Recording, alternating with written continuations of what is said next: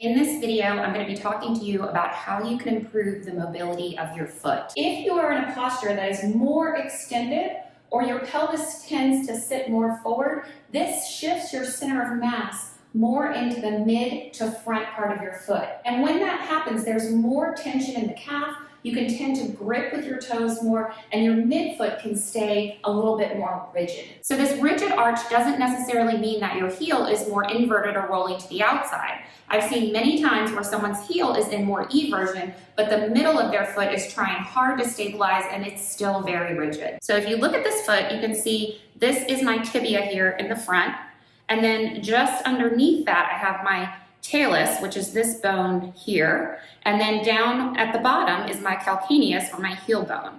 So when I go into a dorsiflexion position, which I need to expand my midfoot, this Talis here has to roll anteriorly and glide posteriorly. So if this bone is more forward because we've been centered into the front of our foot and we can't get that posterior glide, our end range of dorsiflexion happens sooner. It makes it hard to do things like squat all the way down to the ground, push our knees over our toes, and allow for our midfoot to release. And here's the thing, even if you have a midfoot that is more flat, you can still take advantage of all of this mobility because I'm going to give you exercises that strengthen the arch through its full range. So we want to strengthen it as it's descended and eccentrically loaded, and we want to strengthen it as it's ascended and more concentrically loaded. So there's a muscle called the tibialis posterior, and this provides some of that strength and lift to the arch.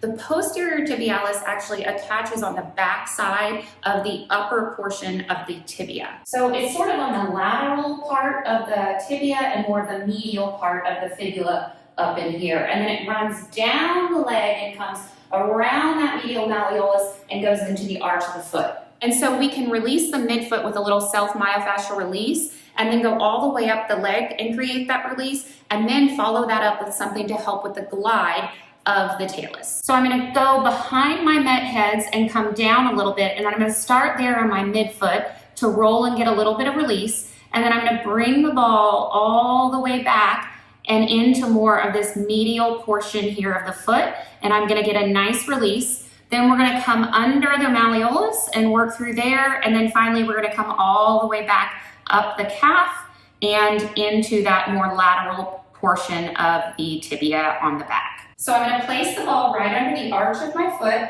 and I'm just going to get some gentle rolls sort of side to side in that area.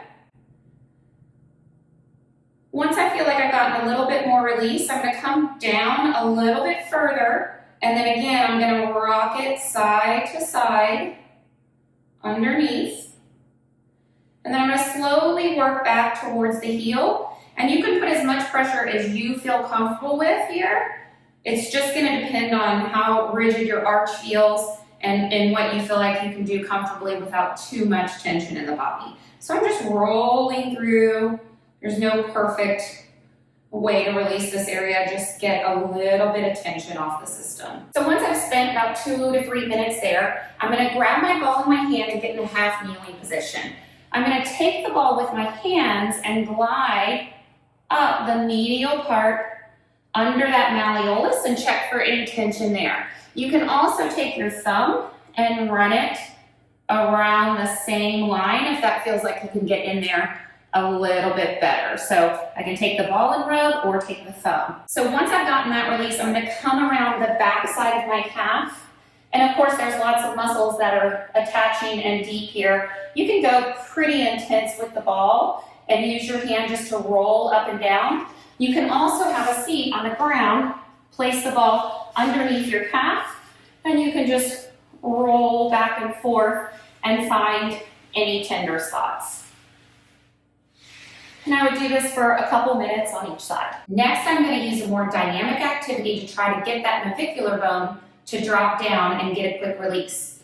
So I'm going to start by putting pressure on the front of my foot, so into my metatarsals, and I'm going to push down and kind of thrust hard. My heel is going down to the floor, but not when I start. So my heel's up, I'm pushing down and creating a little bit of a thrust against the floor. So you can kind of think of like punching your big toe mound into the ground. And that's going to help get a little bit of a drop through that arch and that navicular bone. So I'm just going to do about 10 to 15 of these. And then we're going to follow that up with our Talis slide to get that posterior movement. So I'm going to take my medium-sized band and I'm going to hook it down on the floor and something as low as I can. Then I'm going to take the band and I'm going to put it around my ankle as I put my foot up on the step. You don't have to have a wedge, but I do find it helps to get a little more dorsiflexion through the foot. But if you don't have a wedge, you can just put your foot directly on the step.